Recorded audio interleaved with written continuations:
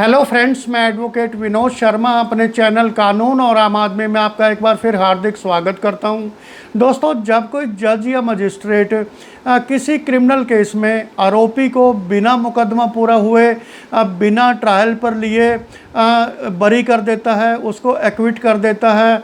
Discharge कर देता है या आरोपों से मुक्त कर देता है, तो ऐसी कौन सी परिस्थितियां होती हैं जब जज या मजिस्ट्रेट इस तरह के निर्णय पर पहुंचते हैं और इसका कहाँ सीआरपीसी में किस सेक्शन में इसका प्रावधान है जिसके तहत आरोपी को मुकदमे से पहले ही डिस्चार्ज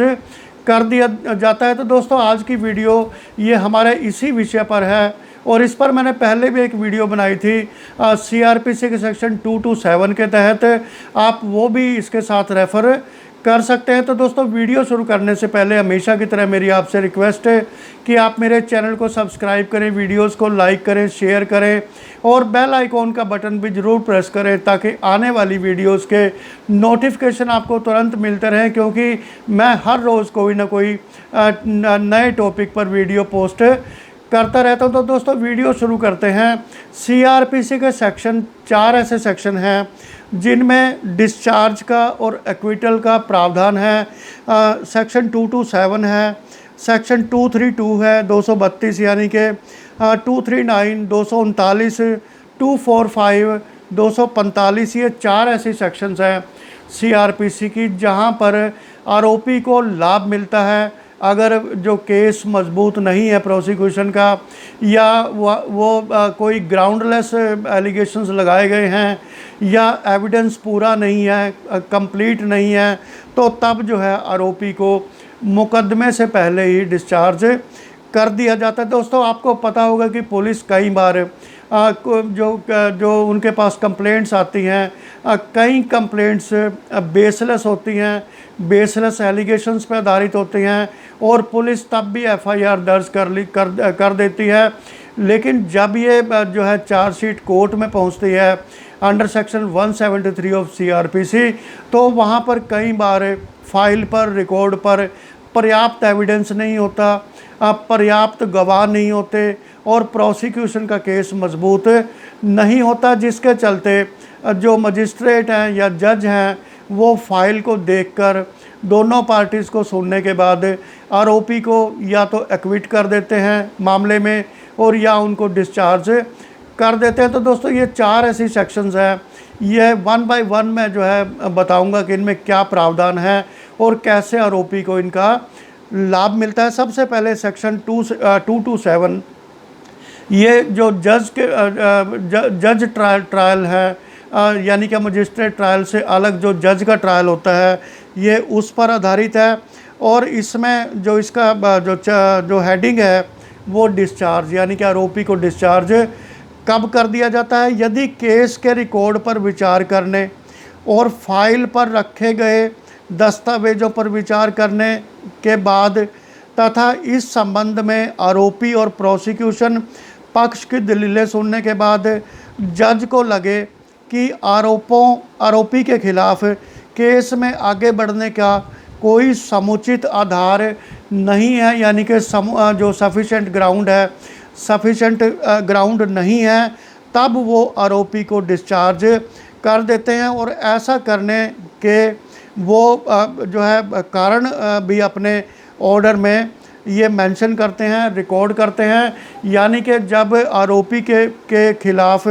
कोई ऐसा एविडेंस ना हो कि जो केस में आगे बढ़ा जाए, तो इसको जो है चार्ज की स्टेज पर ही आरोपी को डिस्चार्ज कर दिया जाता है। ये जज के ट्रायल की बात हो रही है, यानी कि मजिस्ट्रेट और जज का ट्रायल अलग अलग होता है, क्योंकि जो मजिस्ट्रेट की पावर्स होती हैं वो 2 साल तक की सज़ा की होती हैं और फिर जो है जो जज हैं उनकी जो है 2 साल से ऊपर तक की उनकी पावर होती है। तो दोस्तों, अब जो सेक्शन 232 है इसमें एक्विटल का प्रावधान है, यानी कि सीधे आरोपी को बरी कर दिया जाता है। कब कर दिया जाता है? If after taking evidence for the prosecution, यानी कि प्रोसिक्यूशन का एविडेंस माननीय कोर्ट ने मान लिया, देख लिया, एग्जामिनिंग द अक्यूज्ड, और अक्यूज्ड को भी एग्जामिन कर लिया, उनकी स्टेटमेंट रिकॉर्ड कर ली, and hearing the prosecution and the defence in on the point, और चार्ज के पॉइंट पर प्रोसिक्यूशन और डिफेंस दोनों तरफ की दलीलें सुन ली, दोनों तरफ के पक्षों ने जो है अपनी अपनी बात रख दी है। द जज considers that there is no evidence that the accused committed the offence, और उसके बाद जज साहब को ये लगे कि इसमें कोई भी ऐसा एविडेंस नहीं है जिससे ये पता लग सके या ये साबित हो सके कि जो ऑफेंस है वो इस आरोपी ने किया है,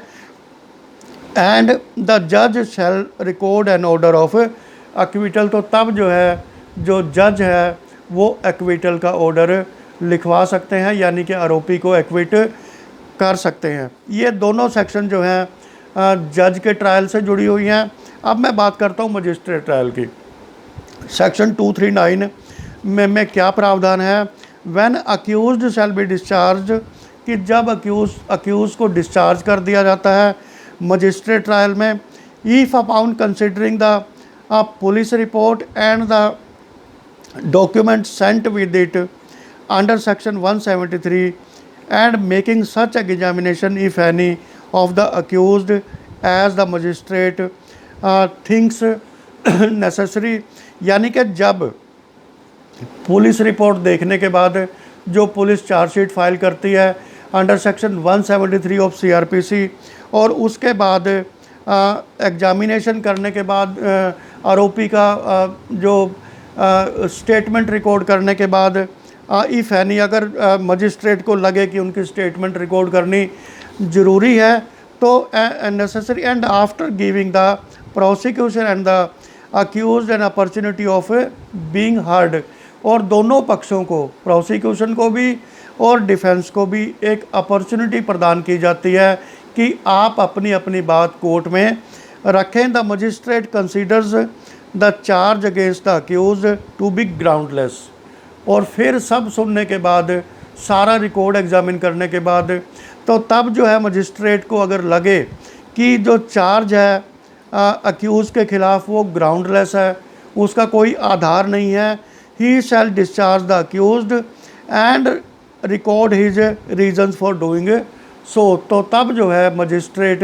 अपने विवेक से, अपने जो है जुडिशल माइंड से अक्यूज़ को डिस्चार्ज कर सकते हैं, और उसका ऐसा करने के लिए जो रीज़न्स होंगे वो भी उनको अपने ऑर्डर में रिकॉर्ड करने पड़ते हैं। और इससे दोस्तों दो सेक्शन दूसरी है जो मजिस्ट्रेट ट्रायल की, सेक्शन 245 ऑफ CRPC, इसमें क्या प्रावधान है ये मैं आपको बताता हूँ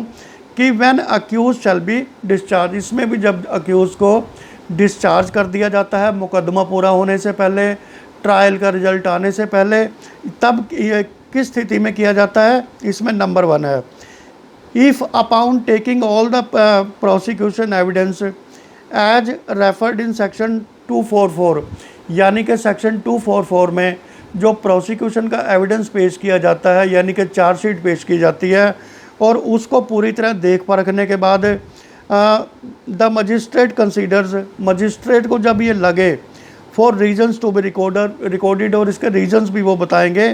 that no case against the accused has been made out, कि अक्यूज़ के ख़िलाफ़ कोई भी केस नहीं बनता है, which if unrebutted would warrant his conviction, जो कि अगर अनरिबट एविडेंस वो होता है तो तब भी उसकी कन्विक्शन जो है नहीं हो सकती इस केस में, क्योंकि आरोपी के खिलाफ कोई केस नहीं बनता है। The magistrate shall discharge him, तब जो है मजिस्ट्रेट अपने विवेक से और अपने अधिकार से आरोपी को डिस्चार्ज कर सकते हैं।